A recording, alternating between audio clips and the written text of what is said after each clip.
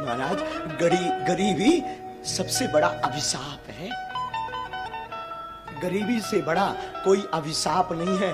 मैं व्यास पीठ से प्रार्थना करता हूं, गोविंद, किसी को कुछ बनाना या मत बनाना, पर किसी को गरीब मत बनाना।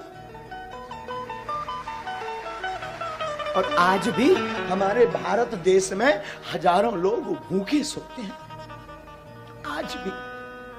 आज भी बेचारे भूखे सोते हैं। हमारे देश में आज भी भूखे सोते हैं। श्रीमान, हमारा निजी अनुभव है, हम किसी की बात नहीं कहते, हमारा निजी अनुभव है कि जब 2 रुपया ना हो ना तो कोई पूछता नहीं है, और कोई उधार नहीं देता। इसलिए नहीं देता क्योंकि ये चुका नहीं पाएगा। बड़े लोगों को ही उधारी मिलती है, गरीबों का तो सिर्फ परमात्मा होता है।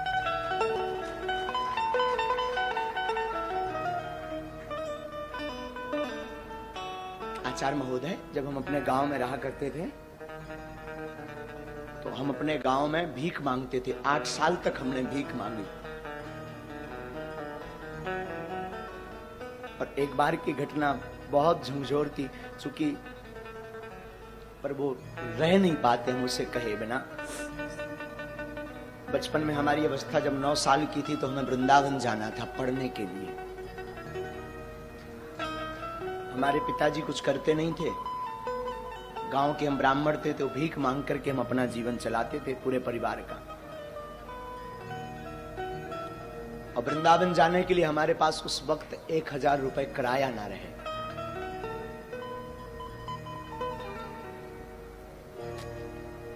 सच कहूं, लोग उस वक्त निमंत्रण कार्ड भी नहीं देते थे, क्योंकि ये आएगा तो फटे कपड़े पहनकर आएगा तो हमारी शोभा खराब हो जाएगी।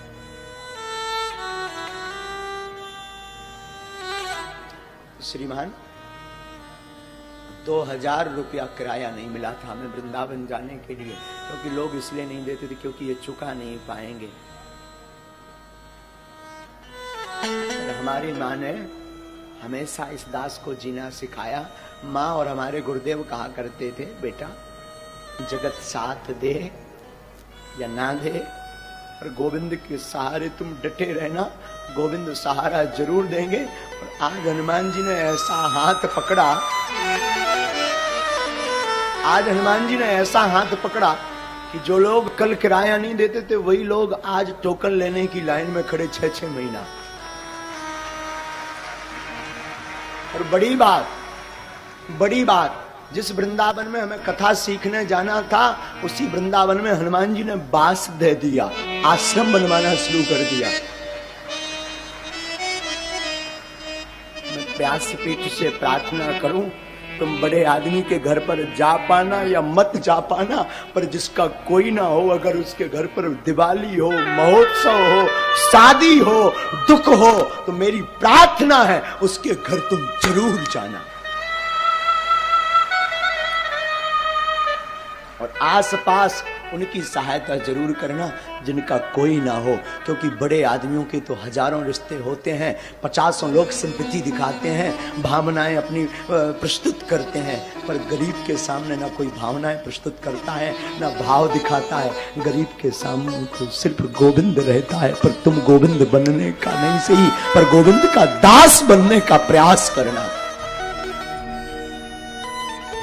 क्योंकि गरीबी बड़ी विचित्र होती। साधु जिसने देखी वही जानता है। जब तक फटे न पाऊं बीमारी का जाने, पीर पर आए।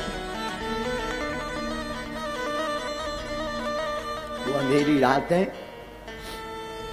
वो अकेलापन, वो लोगों की अवहेलनाएं। बड़े लोगों का लड़का अनार कर दे तो वो बड़े हैं, छोटों का कर दे तो अपराध है, छोटों का करे तो अपराध है।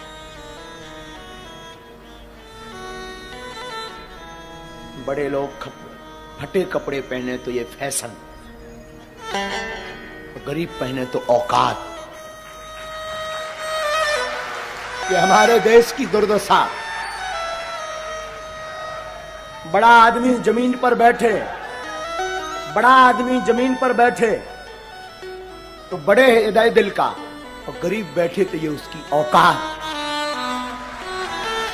तो द्विपक्षीय हमारा देश है, द्विपक्षीय, तो द्विपक्षीय हमारा देश है। इसलिए बागेश्वर धाम की व्यासपीठ को हमने इसीलिए सिर्फ और सिर्फ उनके लिए खोल रखा जिसका कोई नहीं है।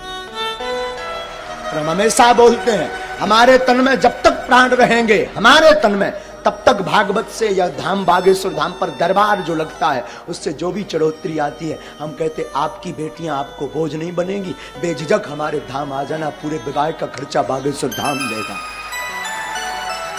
तो कोई सहारा दे या ना दे, तुम आ जाना बेझिझक। हमारे हनुमान जी बाप का घर है बागेश्वर धाम, बेझिझक आना। हमारी लोगों को भले ही बुरा लगता हमारा स्वभाव, कई लोगों को, इसलिए चाहे बड़ा आवे चाहे छोटा, लोगों को लगता हो, भगवान जाने, कई लोग बुरा भी मानते, चाहे बड़ा आवे चाहे छोटा, हमारी नजर में सब हनुमान जी के भगत हैं। हमें ना बड़ा है ना छोटा, क्योंकि ना दक्षिणा लेते हैं तो हमारे लिए ना कोई बड़ा है। जिसे दक्षिणा चाहिए हो, जिसे यश चाहिए हो, जिसे पद चाहिए हो, उसके लिए बड़ा छोटा। हमें तो एक ही पद चाहिए, एक ही दक्षिणा चाहिए, एक ही नाम चाहिए, वो हनुमान नाम रूपी चाहिए। फिर क्या मतलब बड़ा या छोटा। इसलिए कथा भी हम हमेशा अपने हनुमान जी को सुनाते हैं और बोल देते तुम्हारी क्षमता हो तो बैठो, नहीं तो भग जाओ, नो वेलकम। हमारी कथा आपके लिए नहीं है, अपने बाप हनुमान जी के लिए है। तुम सुनो या ना सुनो, मेरा बाप तो मुस्कुराता सुन रहा ना, तो बैठकर सुनता है और मुस्कुराता भी अद्भुत साहब। वो तो खड़ा खड़ा मुस्कुराता रहता और सुनता है कथा को। तुम क्या सुनोगे और आप दक्षिणा भी क्या दोगे? दुनिया खुद भिखारी है, वो क्या दक्षिणा चुकाएगी? अंतर इतना है, गरीब मंदिर के बाहर भीख मांगता, अमीर भीतर जाकर भीख मांगता, भिखारी दोनों है। जगत खुद भिखारी है, तो क्या आपको देगा? मैं प्रार्थना करूं संसार के लोगों से आशा मत करना, आशा करना तो सिर्फ गोविंद से करना। जगत तभी आपको साथ देगा जब आपके अंदर होते के धोते होंगे।